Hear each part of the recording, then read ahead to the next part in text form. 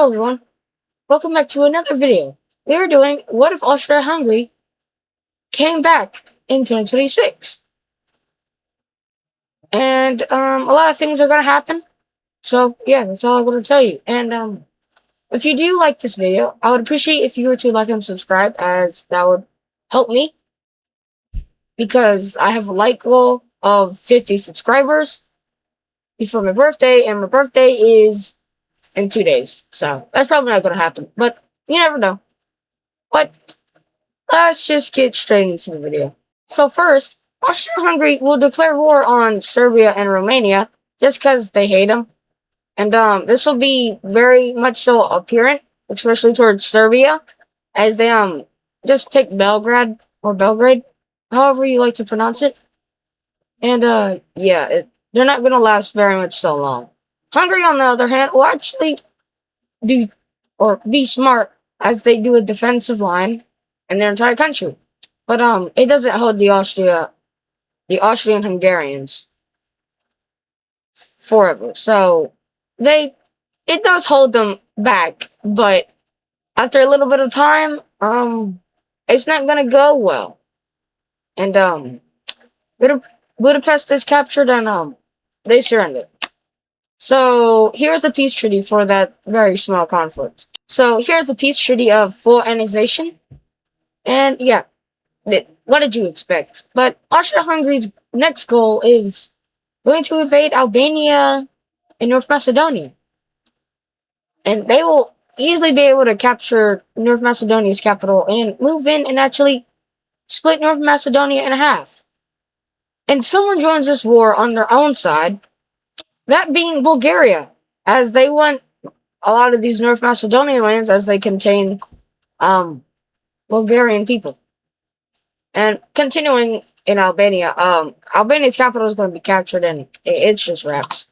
And so here's the peace treaty for that small war. And so here's the peace treaty.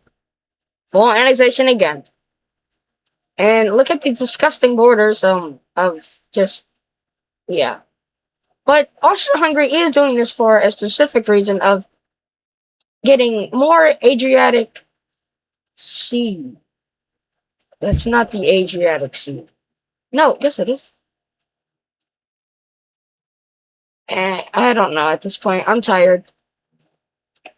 But moving on, Austria-Hungary's next target will be Greece, as they declare war on Greece just for for the specific reason to gain more coastal dominance in the Mediterranean Sea. And they will begin to move in, but it's not going to go well, as Greece quickly mobilizes and blockades them. And they continue pouring in troops, but Greece just blockades them. And Austria-Hungary calls in someone to help them in this war, and that being Bulgaria, as they begin to move into, I guess, Greece's panhandle, and into the North Macedonia region, and capturing Zelensky, and now, I'm pretty sure this is Zelensky, but now threatening Zelensky. And this allows Austria-Hungary to move into Greece, and just, they get encircled, and yeah. Greece is starting to fumble, as Bulgaria uses their coast to land right beside Athens and begin to encircle Athens. And Austria-Hungary begins to move down and actually capture Athens themselves, thus making Greece surrender. And so here's the peace treaty for, I guess, the Greek war. And so here's the peace treaty of Greece kind of getting partitioned. You may be wondering, why is this colored in white? That is because Bulgaria allies and gets this little piece of land just for sea and trading. And Bulgaria allies with Austria-Hungary. So that's cool. But Austria-Hungary's next target will be Libya and Tunisia. And they say this because they never got to get a colonial empire, as they were more forgotten and left out. So they wanted to make their own. And so they do, as they land in Libya with a whole bunch of men, take this major city, and just rampaging through their coastline, and it's not going fun or even well at that matter. And yeah, but when Libya's and Tunisia's army begins to mobilize and actually starts to pack a punch, they actually slow them down a lot. But when they capture that major city, it's kind of downfall for Libya and Tunisia, as they encircle Libya's capital, but they ignore it actually, but continuing going upwards, and they attack, and they're basically outside the gates of Tunisia's capital, and they split Tunisia in half, and they kind of like leave all of this. So yeah, all of this goes bye bye, or most of it does, but they don't go deep until they capture Libya's capital, and Tunisia just wraps it up. And so here's the peace treaty for, I guess, the Mediterranean-ish, or I don't know. And so here's the peace treaty, and yeah, their coast is gone. And you might be wondering, where's their new capital? They don't have one, as they're a puppet. They might be wondering, who owns this? Bulgaria. And yeah, Austria-Hungary continues to expand their empire greatly, as it's they're very powerful, very very powerful. But a few countries decide to make a alliance against Austria-Hungary and their allies slash puppets, and those countries are Germany, Italy, and Turkey. But Austria-Hungary gets a new ally of their own, and that's Poland.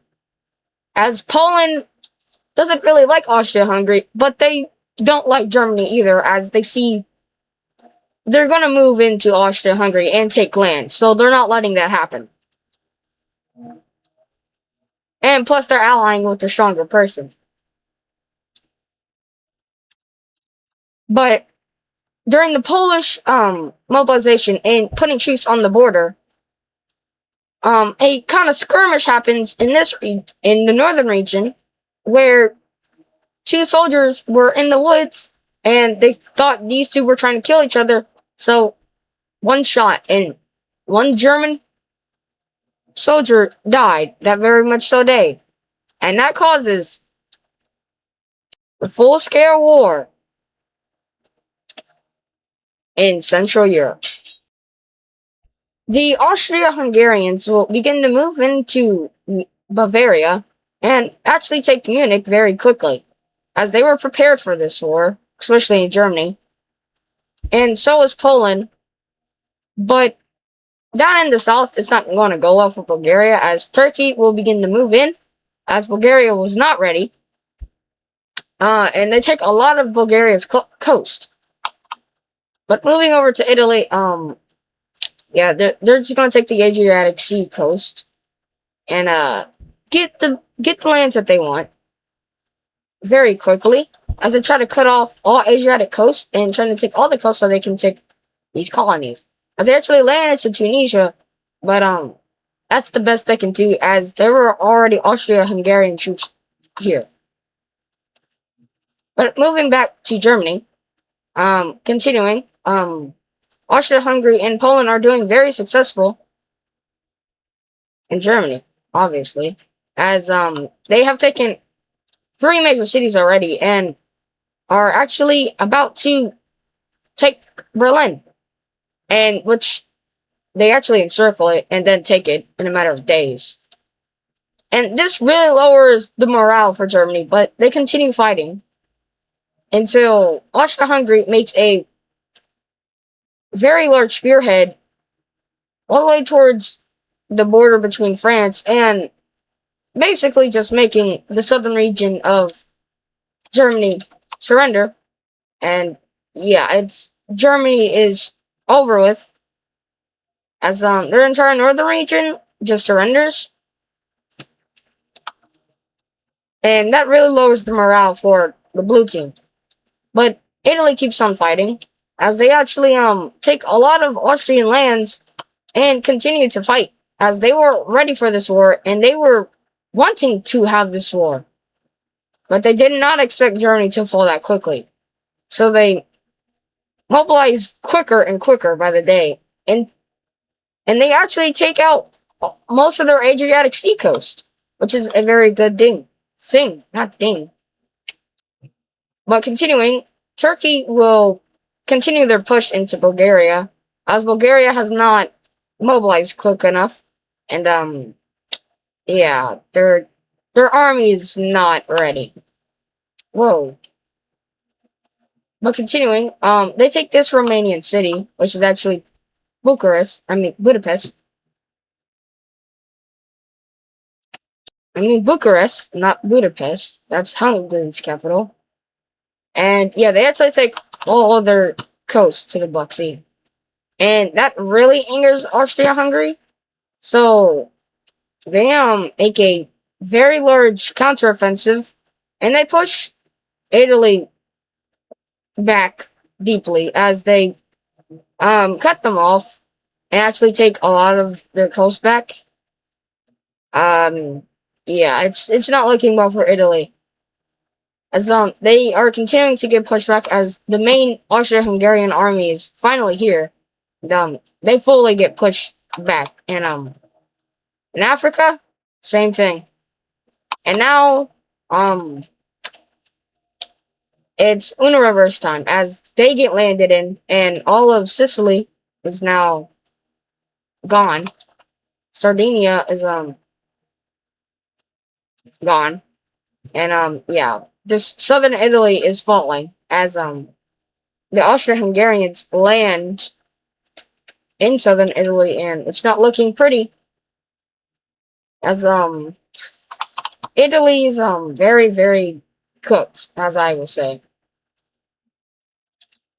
And the Austro-Hungarians split Italy into two, which is very surprising. And it's just not looking pretty for Italy. But let's move on over to Turkey. The Bulgarians finally mobilize and they retake Bucharest, and they regain the Austro-Hungarians' coast, but not their own. But they actually begin to push the Turkish back greatly, actually, as the Turkish are losing drastically as they are spread thin. And the Bulgarians make a very large spearhead, and it does very well as they force many Turkish soldiers to surrender, and Turkey is just losing slow and steady until multiple months later they are fully kicked out. And Bulgaria is not having it as they begin to move in, and Istanbul is currently under siege, and yeah, it's not looking pretty for Turkey either. But let's move back to Italy, to where they surrendered. Like, what do you expect from Italy? They were already cooked. And now, moving back to Turkey, they see that they're the last member, but they continue fighting for their homeland. Or I think it's motherland, I'm pretty sure. And yeah, Istanbul is finally captured as Austria-Hungarian troops finally arrive, and not Istanbul,